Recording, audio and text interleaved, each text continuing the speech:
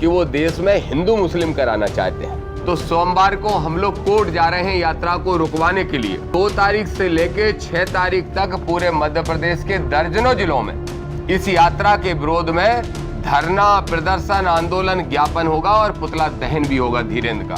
उसको मैं बोलना चाहता हूँ, मेरे पास उसका मोबाइल नंबर नहीं है, नहीं तो मैं मोबाइल पे फोन करके ही ठटरी मार देता।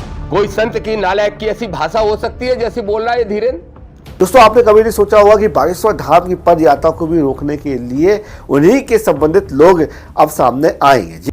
आप सबको शायद ज्ञात होगा कि बागेश्वर धाम के एक शास्त्री हैं, धीरेन्द्र शास्त्री, वो एक यात्रा पहले निकाल चुके थे और फिर से एक यात्रा निकाल रहे हैं जिसको उन्होंने नाम हिंदू एकता यात्रा का दिया है। सनातन एकता, हिंदू एकता, इस तरह का कुछ दिया है। असल में वो स्पष्ट तौर पे ये कह रहे हैं कि हम हिंदू राष्ट्र बनाने को लेकर ये यात्रा कर रहे हैं। मेरा स्पष्ट इसमें कहना है, दलित पिछड़ा समाज संगठन का भी और हमारे आज़ाद समाज पार्टी भीम आर्मी के सभी साथियों का, कि ये देश धर्मनिरपेक्ष देश है भारत के संविधान के अनुसार। तो इसलिए इस देश को अगर किसी एक धर्म का बनाने की कोई यात्रा करता है तो वो गैर संवैधानिक भी है और निश्चित रूप से धीरेन्द्र शास्त्री तो फिर इस देश में सांप्रदायिकता फैलाने का प्रयास भी कर रहे हैं। इसलिए हमारे दलित पिछड़ा समाज संगठन ने पिछली 20 तारीख को, आज से लगभग 11 दिन पहले, महामहिम राष्ट्रपति को चिट्ठी लिखी थी, उनको मेल भी किया था और उनसे आग्रह किया था कि इस यात्रा को रोका जाए। उसके बाद उनको मेल किया, उसके बाद फिर 3 दिन 4 दिन पहले फिर से हमने रिमाइंडर किया। तो ये जो हमारे पास प्रेस नोट है, इस प्रेस नोट के साथ वो सारे लेटर भी लगे हैं और वो मेल की कॉपी भी लगी हैं जो हमने राष्ट्रपति जी को भेजी थी। तो आपके माध्यम से मैं 2 बातें स्पष्ट करना चाहता हूं। एक तो धीरेन्द्र शास्त्री की यात्रा को मैं मानता हूं, उनके बयान को आप सुनेंगे तो आप खुद मानेंगे कि वो देश में हिंदू मुस्लिम कराना चाहते हैं, सांप्रदायिकता फैलाना चाहते हैं, हिंदुओं को भयभीत करके मुसलमानों के प्रति नफरत करने के लिए मजबूर करना चाहते हैं।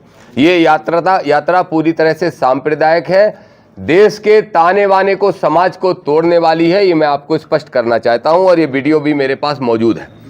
इसलिए हमने राष्ट्रपति जी से तो मांग की है। अगर राष्ट्रपति जी से कल तक, परसों तक कोई उत्तर आ जाता है तो, क्योंकि अब ये नेशनल मीडिया भी दिखा रही है, तो मुझे लगता है कि शायद राष्ट्रपति के यहाँ से कोई ना कोई एक्शन हो। अगर नहीं होता है तो सोमवार को हम लोग कोर्ट जा रहे हैं यात्रा को रुकवाने के लिए। लेकिन दलित पिछड़ा समाज संगठन ने यह भी तय किया है कि 2 तारीख से लेके 6 तारीख तक पूरे मध्य प्रदेश के दर्जनों जिलों में इस यात्रा के विरोध में धरना, प्रदर्शन, आंदोलन, ज्ञापन होगा और पुतला दहन भी होगा धीरेन्द्र का। और क्यों होगा? क्योंकि धीरेन्द्र को मैं एक संत नहीं मानता, और संत इसलिए नहीं मानता क्योंकि कोई संत, परसों धीरेन्द्र शास्त्री ने हरियाणा में एक मंच पे मुझे गालियां देने का काम किया और मुझे मारने की धमकी दे रहा है। धीरेन्द्र ने उस वीडियो में कहा कि जो श्रीमान मिस्टर फलाना हमारी यात्रा रोकना चाहते हैं, उसको मैं बोलना चाहता हूं, मेरे पास उसका मोबाइल नंबर नहीं है, नहीं तो मैं मोबाइल पे फोन करके ही ठटरी मार देता। मैं खुद बुंदेलखंडी हूं और ठटरी मार देने का मतलब होता है आदमी को मार के जला देना। कोई संत की नालायक की ऐसी भाषा हो सकती है जैसी बोल रहा है धीरेन्द्र? नक कटा, आगी का लगो, ठटरी बांधे, ए अछूत है, हमसे दूर हट जाओ, ऐसी भाषा बोलने वाला ये नौजवान लड़का जो है 27 साल का, जो आडंबर और पाखंड फैलाने का काम कर रहा है, इसको तत्काल प्रभाव से न सिर्फ इसकी यात्रा बल्कि इसकी कथाएं भी बैन होना चाहिए, क्योंकि धार्मिक कथाओं के माध्यम से ये उन्माद फैलाने का काम कर रहा है। ये हमारी मांग है। हमारे पास वो वीडियो मैं अभी आपके सामने प्ले करूंगा जिसमें वो मुझे भी गालियां दे रहा है, धमकी भी दे रहा है देख लेने की, कि बेटा छेड़ोगे क्या, छेड़ोगे तो छोड़ेंगे नहीं तुमको, ये भी धमकी दे रहा है। और उसके साथ साथ उस पर FIR हो। हम लोग आज ही तय करेंगे कौन से थाने में हमें FIR करना है। हम उस वीडियो के आधार पर धीरेन्द्र पे FIR कराने भी जाएंगे। इसके साथ साथ एक बात और आपको स्पष्ट तौर पे कहना चाहता हूं कि धीरेन्द्र की यात्रा को लेके साधु संतों में भी असंतोष है। बहुत सारे साधु संत ये मानते हैं कि ये यात्रा सांप्रदायिकता फैलाने का काम करेगी, देश के ताने बाने को, सौहार्द को बिगाड़ने का काम करेगी। मैं चाहता हूं, आपसे आग्रह है कि आप जरूर संतों का ओपिनियन इस विषय में लें।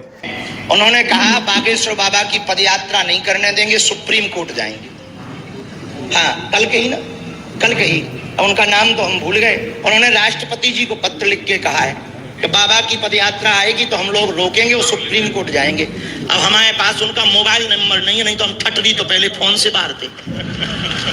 उन्हें ये पता ही नहीं है कि हम बहुत टेढ़े आदमी हैं। पहली बात तो तुम्हें छेड़ना नहीं चाहिए, वो छेड़ा है तो अपन छोड़ेंगे भी नहीं बेटे। हम आपको धमकी नहीं दे रहे हैं, ना हम आपको कोई बात कहने आए हैं। हम और मिश्रा जी एक बात आज गाड़ी में कह रहे थे, 15 से 20 वर्ष बाद जितने मीडिया वाले बैठ खड़े हैं, तुम्हें मसाला चाहिए लो। आज से 15 से 20 साल बाद भारत की जो जियोग्राफी बदलेगी ना, भारत अपने अस्तित्व की लड़ाई लड़ेगा। भारत के लोग अपनी संस्कृति को बचाने के लिए लड़ते दिखाई पड़ेंगे। आज वो 20% हैं और आप 9 राज्यों में अल्पसंख्यक हो गए। जिस दिन वो 50% पहुंच जाएंगे, आपके ब्रिज में भी वही दिखाएंगे टोपी वाले। अब ये क्या कहना चाहता है ये व्यक्ति? क्या ये सांप्रदायिकता? एक बात और मैं धीरेन्द्र शास्त्री तुम्हें बता दूं, हिंदी में सुन लेना।